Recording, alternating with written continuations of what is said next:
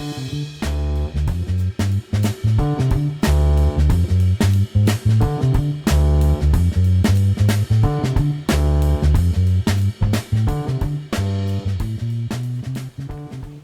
everybody and welcome to another product review video, and today we are going to talk about the Warcolours Nostalgia 88 line.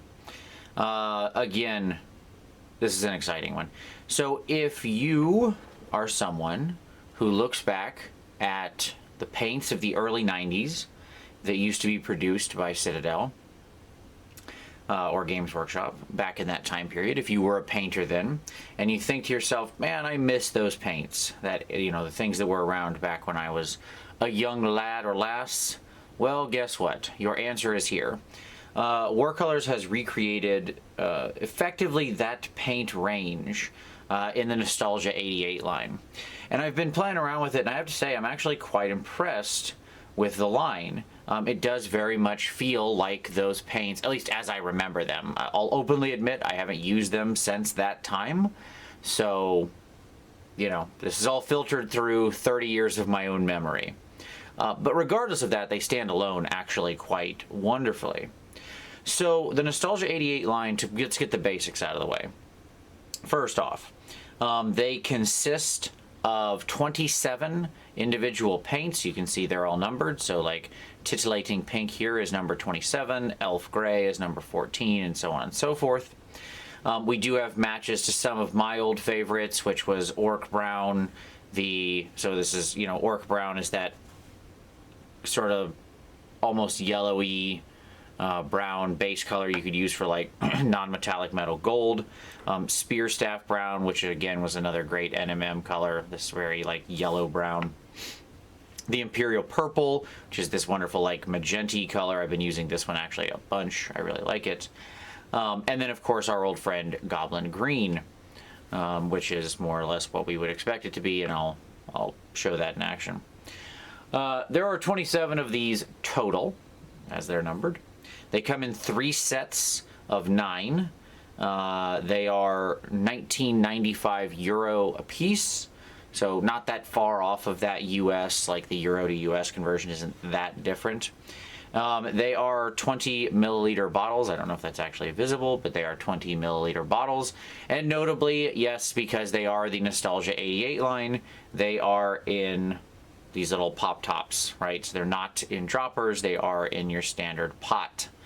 So you get a really, I mean, the point here is you get a really good amount of paint for the money.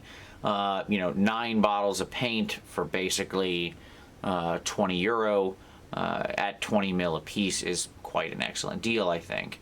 Especially because this paint actually is really well put together. You know, a lot of people who paint with Warcolours themselves being obviously gel based, so this would be your standard Warcolours paint right here, right? Sometimes have a little trouble understanding how to get a good solid base coat down. And you know, they can feather, they can layer, they can blend with the Warcolours, but they find a base coating to be challenging. These certainly do handle that problem because they are thick and satiny, and they have that consistency that these paints had in the early 90s. It's almost a tough thing to explain. I don't really know what made the paints feel like they did then. Like I don't know what the secret to the chemistry was, but I'll scoot these to the side for a moment and we'll open this up. And you'll see it has that same construction. But when I say like satiny, right? We'll grab a nice big brush here. Sorry, I'm going to move my paint cup off to the side so I have some easy access to water. So you can see if I get a little bit of that out, right? We'll just grab a palette here. I'll show it on a model in a moment. Right, really nice, really smooth application there. That's just straight out of the pot, right?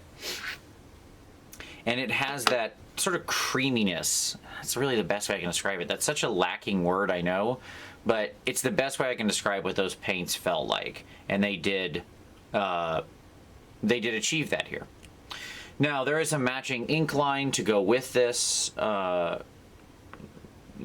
you can get soon, and that has basically it's going to match to all those inks. I have not yet, used or reviewed those. This is only for the paint line, okay? But a lot of people do have a lot of fond memories of the inks of the early 90s as well, obviously.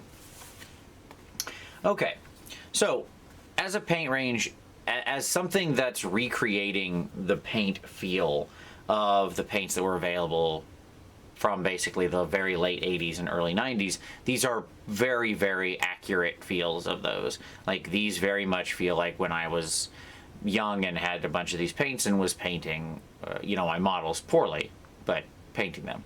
I almost want to go and just specifically try to do an old hammer project, like get out my old Imperial War Wagon and paint them with that. It feels like that would be really appropriate. But at any rate, let's show it in action here. So we're going to grab our little buddy. He's still around. Oh, this guy. We all remember him. Mr. Ogre. Okay? This poor guy. He's been painted so many times, but yet his work is not done yet. So what I'm going to do here is I'm going to actually... We're going to actually take some of the Goblin Green. We're going to turn our Ogre into a big orc, because why not? That'll be fun. So let's get out some Goblin Green. Put that on the palette. I'm just going to go ahead and... Obviously, these do actually work really well on a wet palette. And you can airbrush with them, though you've got to thin them like a lot because they are very thick and creamy paints, but they will go through an airbrush. And let's grab a little Rotting Flesh. That'll be fun. If only I knew how to actually like highlight and shade things back in when I started with these paints, because I feel like these can use techniques that I would have never used back in the day. I just didn't know anything about it. But then what did any of us really know about painting in the late 90s, right? We were all just struggling, as it were. Okay. We were all just trying to get by, trying to use thick yellow paint to paint our war wagons. You know, it was a wacky time. And just for fun, I'm going to grab a little bit of this Olive 4 from Warcolours and show you how it mixes in, because this will work. Even though it's a completely different chemistry, it does work just fine with their normal paint range as well. So now we have kind of a nice run of some interesting greens going on. And again, I'm just going to do this straight out of the pot. I'm going to go ahead and change my zoom here so we're up on this guy. All right, there we go. So what we're going to do is I'm just going to get a little bit of water in the brush. I'm going to move it to this side of me so it's in the not in the way. Just I've got a big, crazy, ridiculous brush. I'm going to grab it pretty thick, and we can lay down some Goblin Green.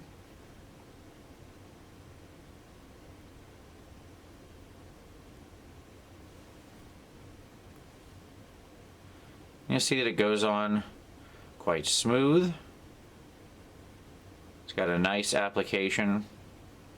It's not completely opaque, as those paints then weren't, but it does have a nice color to it. It's strong, but it's not like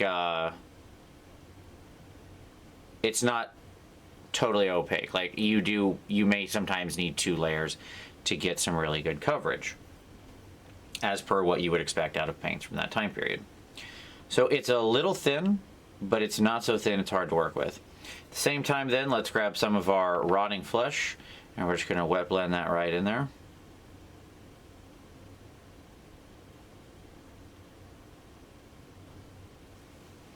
Okay, wipe our brush.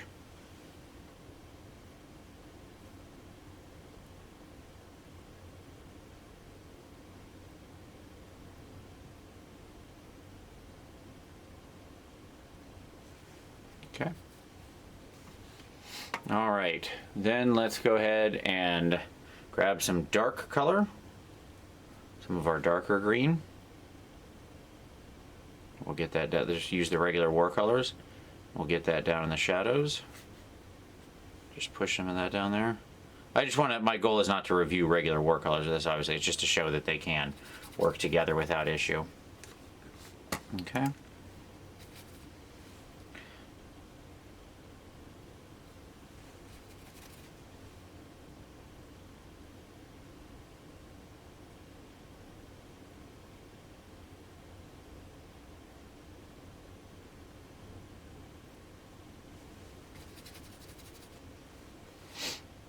A little more of our original green. We'll just blend that edge right out there.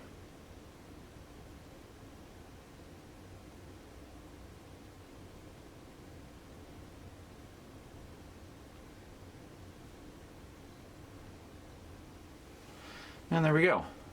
Got a nice little green dude. So you can see, pretty simple. I'll let that sit and dry for a minute while I talk. This nice little green skin.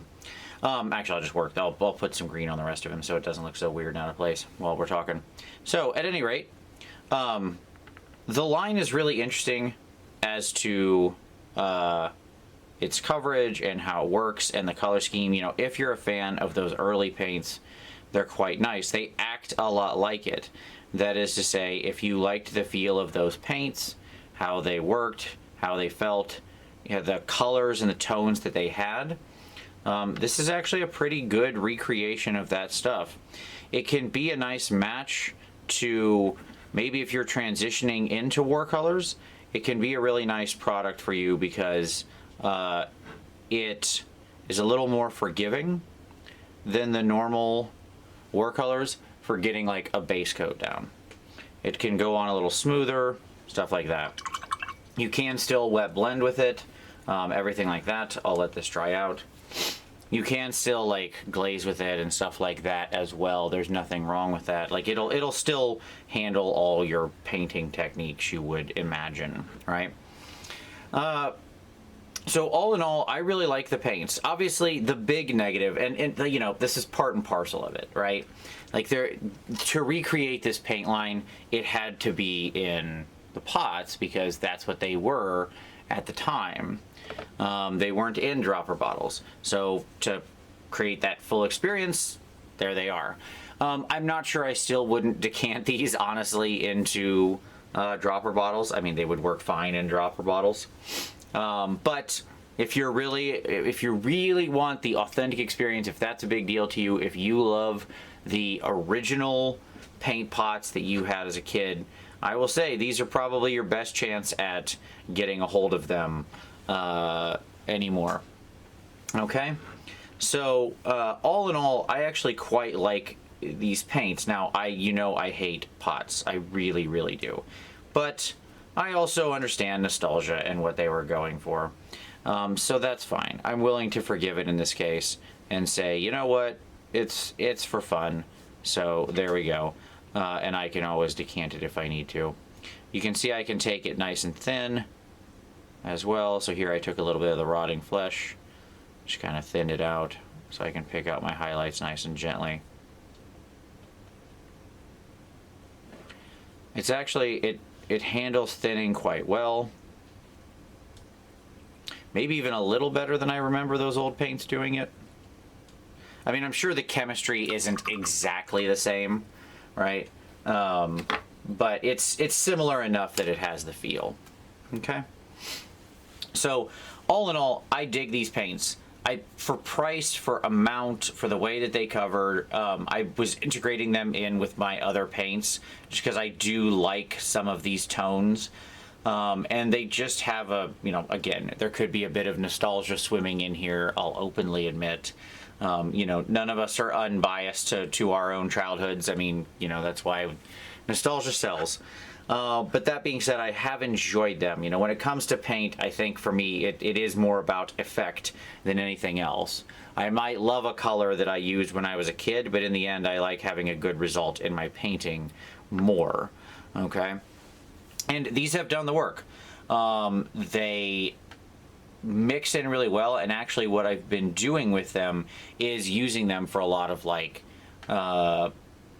wet blending base coats when I want that tone or something. So they can work in that really nicely. Or mixing them in with the regular Warcolours to then do some really broad transitions and stuff like that, like we did here, where you can see the very high tones versus the very low with the dark green, and all that was pretty easy. So there you go. I mean, that's basically the Nostalgia 88 line from Warcolours. If you like these colors, if you think that you wanted maybe a base coat set for I'm pulling paint off because I'm being impatient and not letting it dry, but that's fine.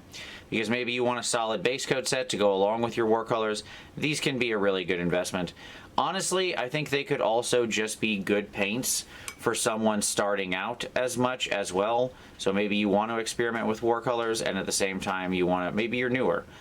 These could be great, just as they were many of our first paint sets back in the early 90s. They could be someone's first paint set today, and I think they would actually excel quite admirably at that job, because they go on much more like your traditional paints as opposed to, say, the rest of the Warcolor line, but they do still work with that line.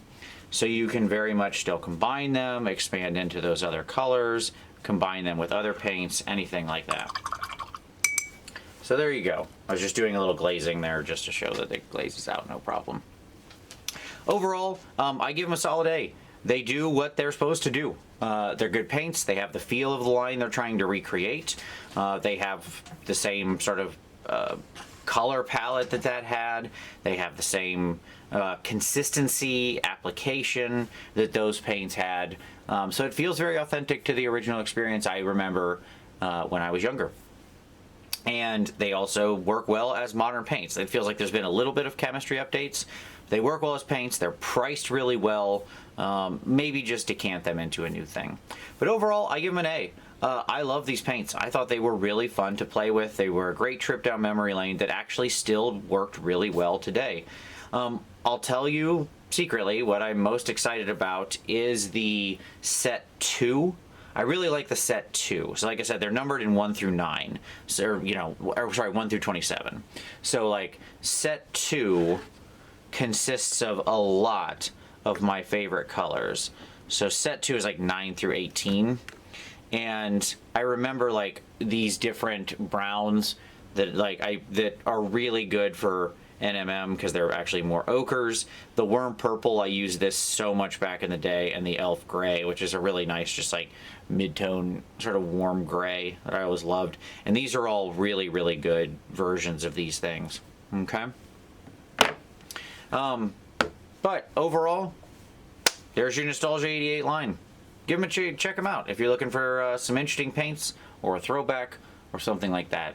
Overall, they get an A, and I really like them. So I'll put the link down below to the paint set. You can check them out. But as always, I certainly appreciate you watching this. Give it a like if you like it. Subscribe for additional product reviews, hobby cheating, and other videos. There's new videos here at least every Wednesday, Friday, and Saturday. But as always, I appreciate you watching this one, and we'll see you next time.